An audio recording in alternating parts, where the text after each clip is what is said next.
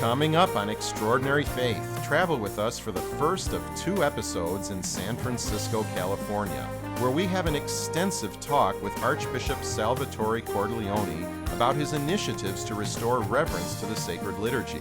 We'll also meet the project manager of a newly formed institute to train musicians and sacred ministers on liturgical norms. Be prepared to leave your heart in this lovely city on Extraordinary Faith.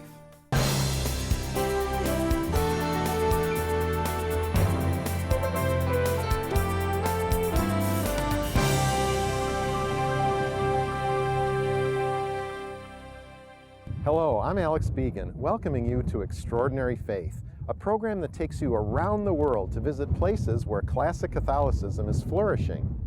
Today we're coming to you in the first of 2 episodes from the San Francisco Bay Area, where a flurry of traditional Catholic activity has taken place over the past 2 years. Much of the credit must go to the man who was Bishop of Oakland, California, on the east side of the Bay, and then 3 years later was appointed Archbishop of San Francisco on the west side of the Bay in 2012. We'll get the story straight from the top as we meet with Archbishop Salvatore Cordleone next.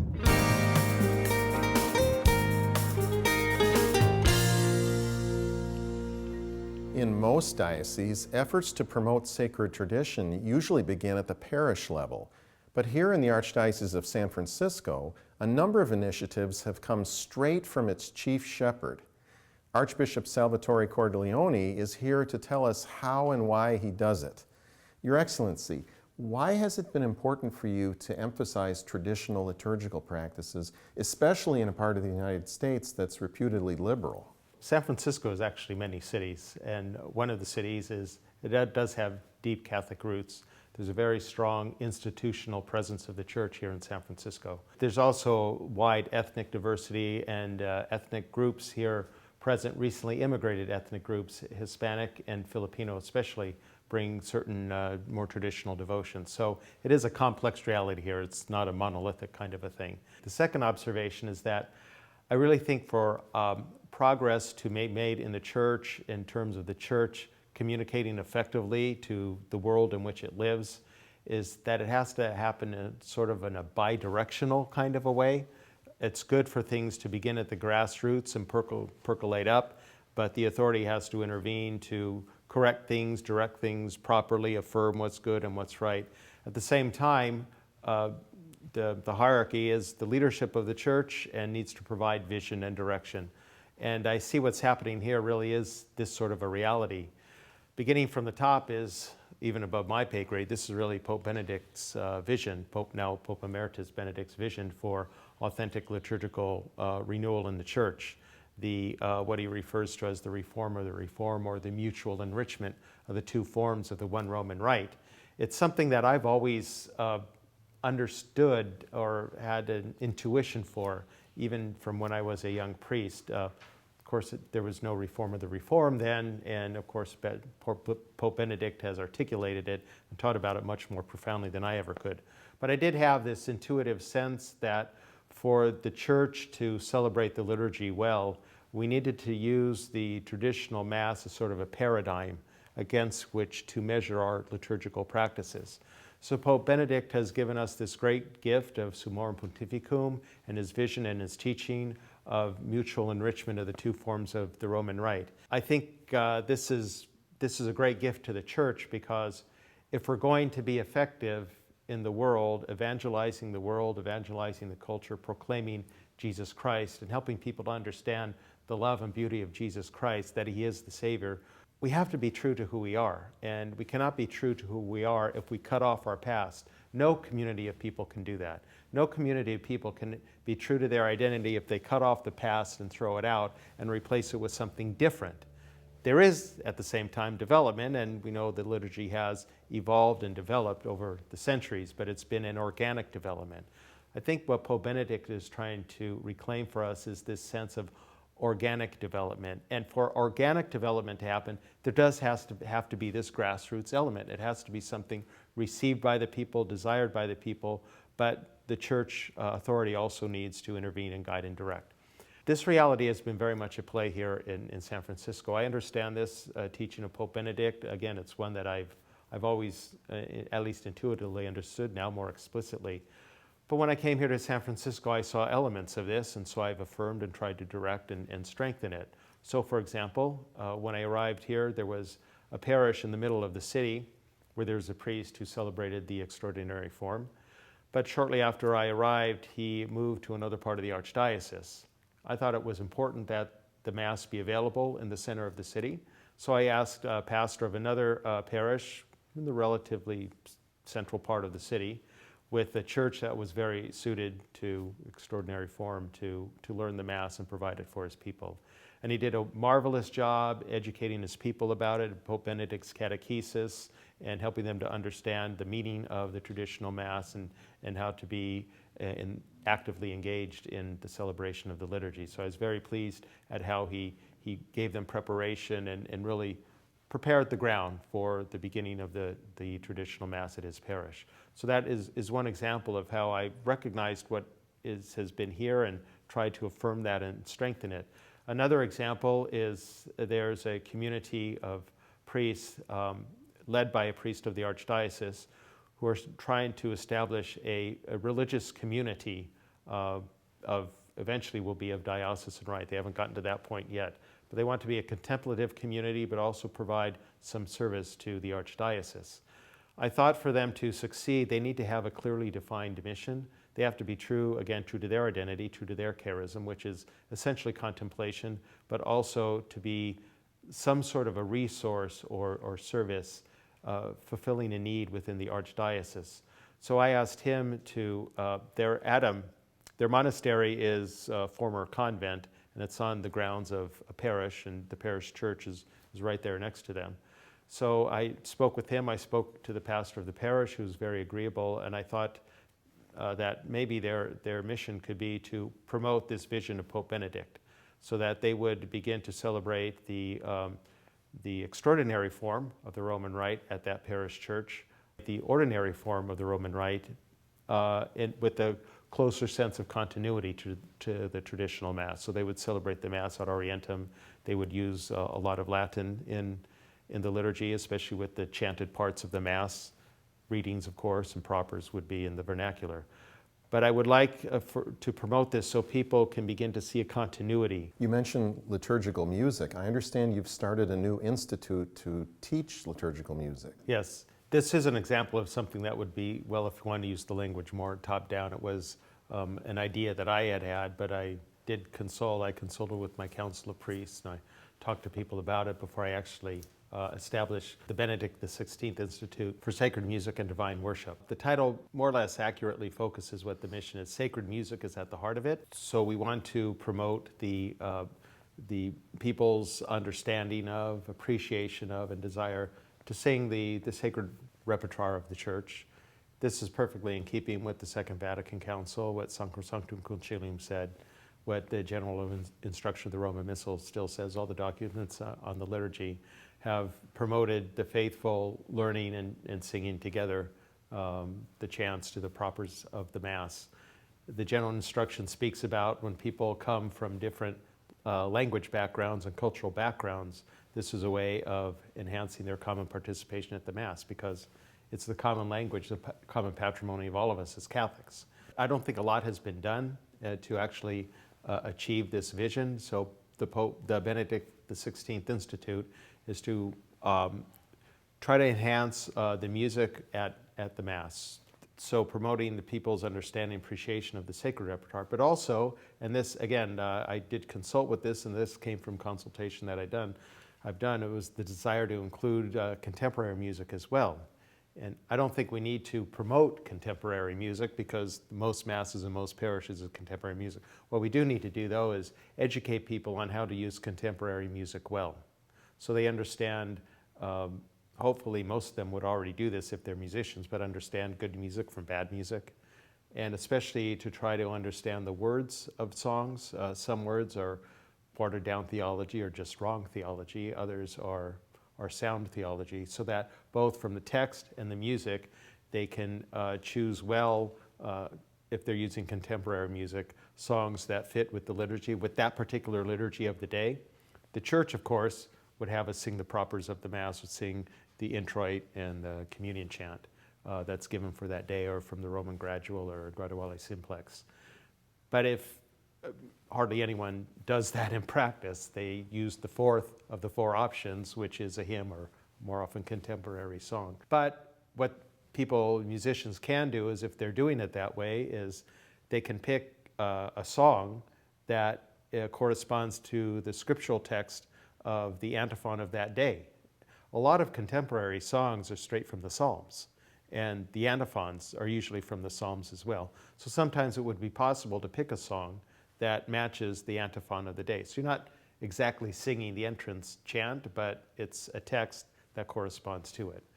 That would be the second thing. The third thing would be to know how to use the music well. The music and instrumentation in general, the main purpose of instrumentation is to support the singing of the assembly. So to know how to use instrumentation, there shouldn't be too many instruments. They shouldn't be so loud that they overwhelm the voices of the people. They should be used to support the voice of the people. So how to do it in keeping with the sacred nature of the liturgy. So that's the musical side of it. The sacred part, the contemporary part. The other part of it is divine worship is to provide formation for lay people who exercise ministries at Mass.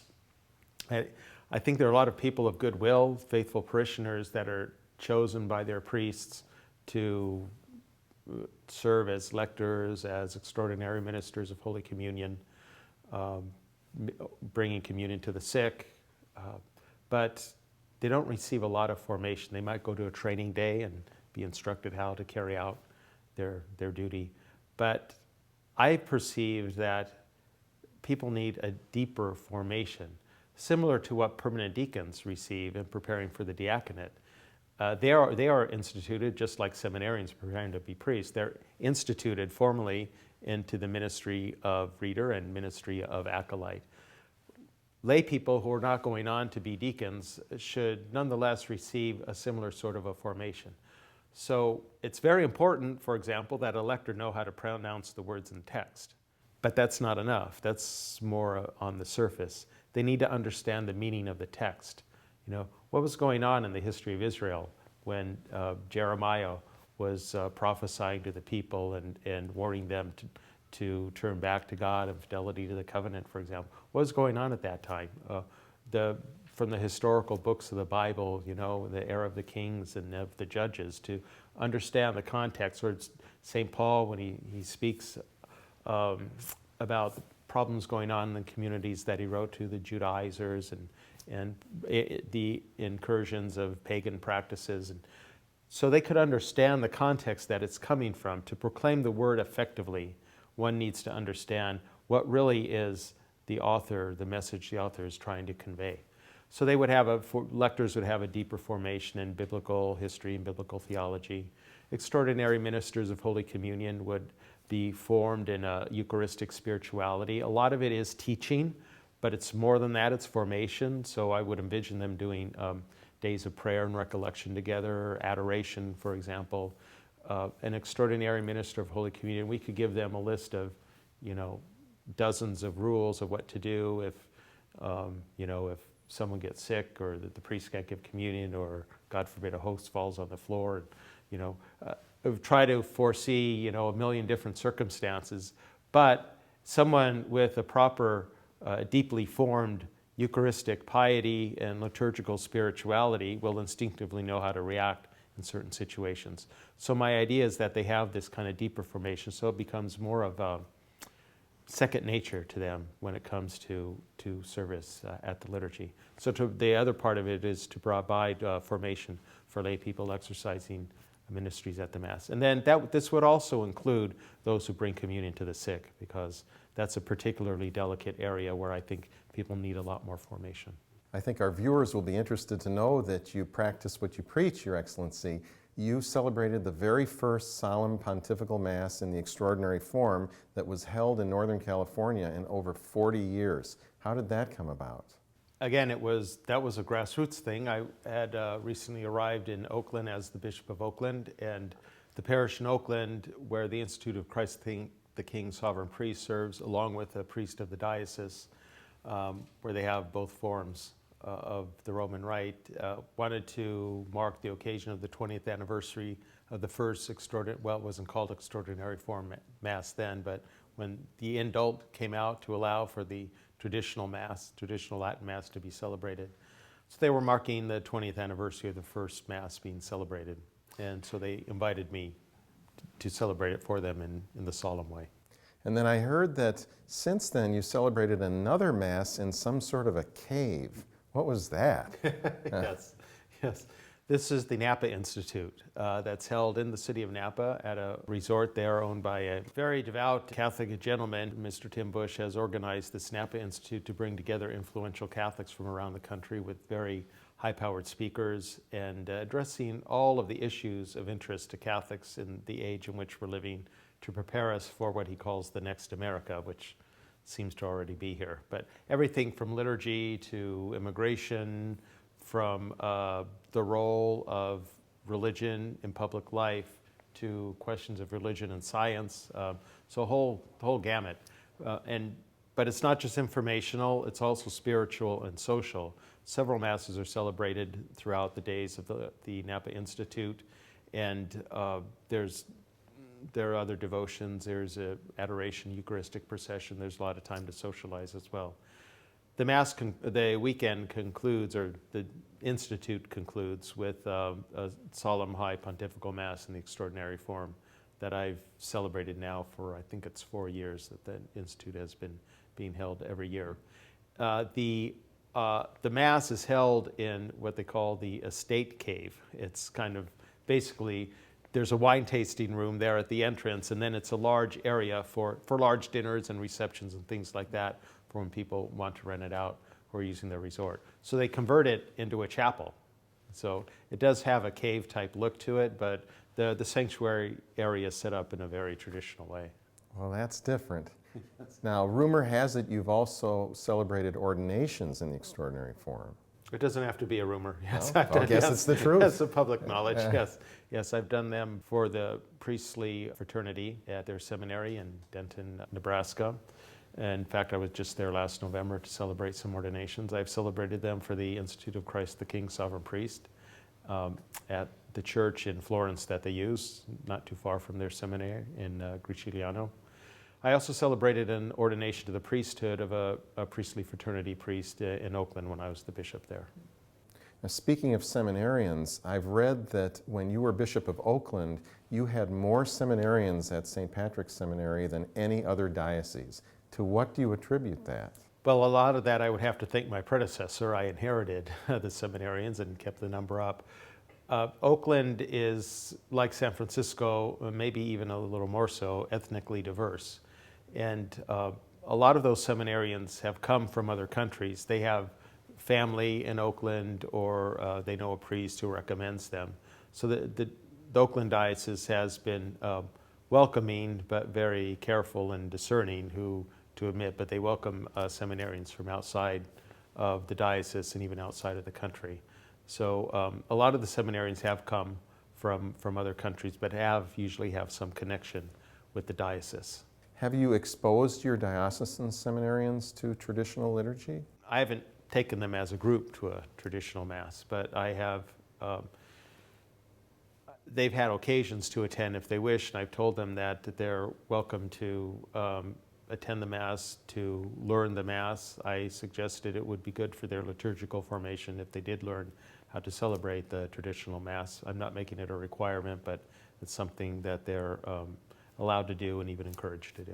Would you have any advice for your brother bishops who may have been asked to celebrate the extraordinary form and might be a little bit gun-shy or don't know how to begin?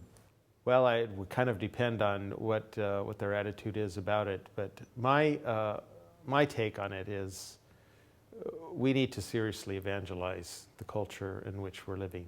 And to do so, we need to use all of the tools we have in our toolkit. And traditional Mass, traditional devotions are one really important tool that we have.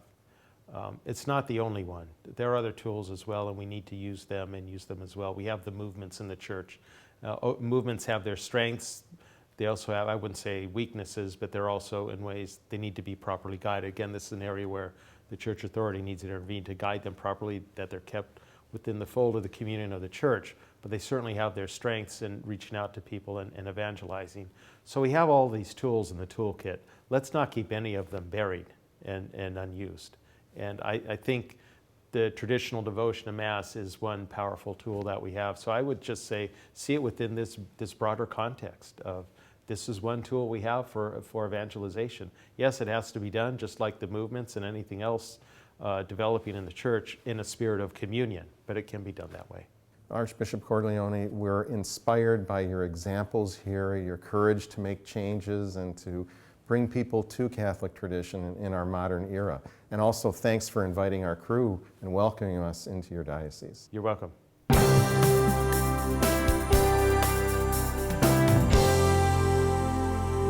The church which Archbishop Cordileone selected to host the extraordinary forum is Star of the Sea Parish, an historic church located on a main artery of the city. Father Mark Mazza, the priest who got the Latin Mass started here, joins us. Father Mazza, why did the Archbishop specifically ask Star of the Sea to host this Mass? Well, I think for two reasons. First, that it is in the center of the city, so many people could come from San Francisco to the Mass. And also because the church is a nice setting for the traditional liturgy. It's a beautiful old church. We still had intact the communion railing. The altar can be used from either side, so we don't have to rearrange the furniture. And so it was for those two main reasons, I think. You notice the beautiful murals over the high altar, that was put in the 60s. That was done by a local firm, Zielinski, and that helped embellish it. And also the beautiful under the dome picture of Star of the Sea.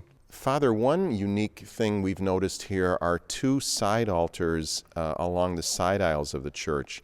They even seem to have little communion rails in front of them. Yes, those were designed for private masses. Years ago, before the Second Vatican Council, a priest could not concelebrate except on the day of ordination with the bishop. So every priest, if he said Mass, he had to say a private Mass or a Mass by himself.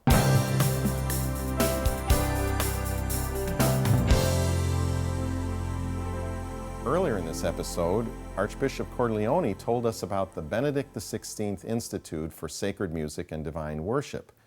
With us is Brendan Ford, the project manager for the Institute.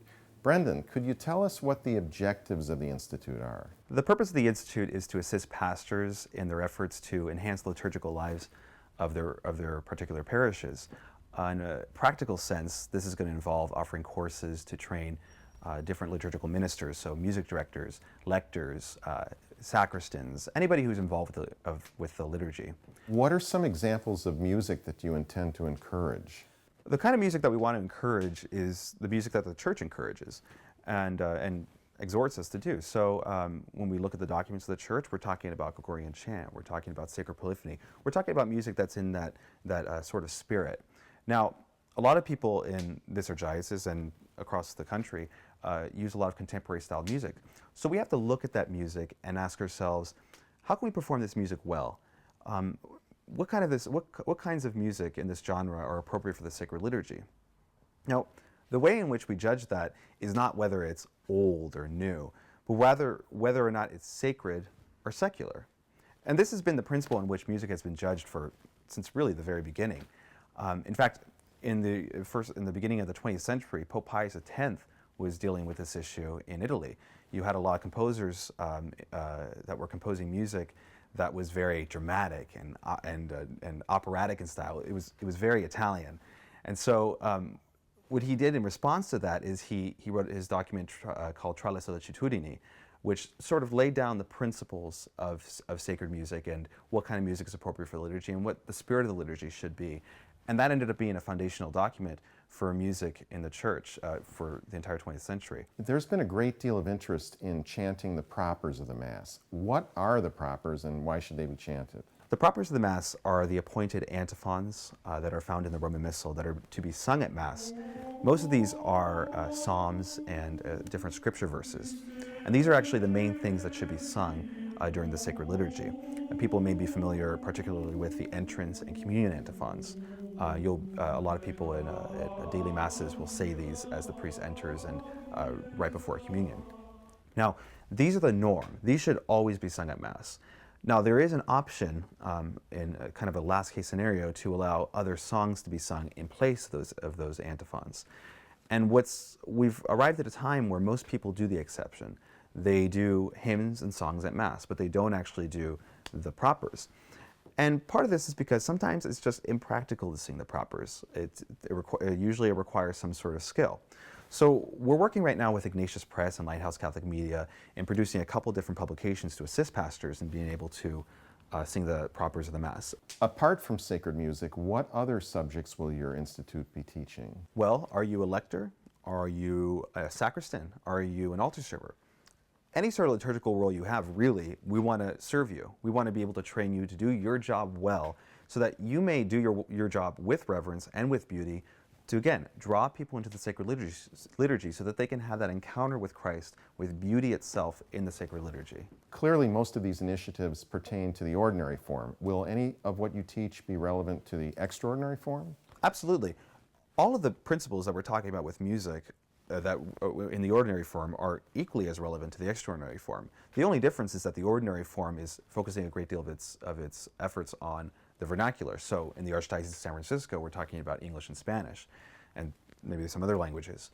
But the same principles apply regardless of the form of liturgy. We understand that a fairly famous priest has been named director of the Institute. Yes, Father Samuel Weber is a Benedictine priest from St. Meinrad's Archabbey in Indiana.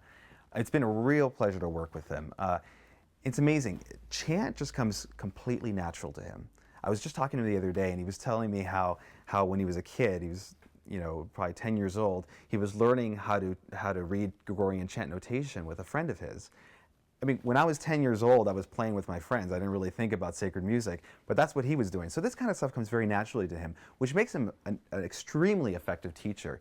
And people, I can't tell you how many people just love him and love his teaching methodology. And I really think that he's going to bring a lot of fruits into this institute. On our next episode, we continue to explore the treasures of Catholic San Francisco. We'll meet two priests who are founding two separate religious communities.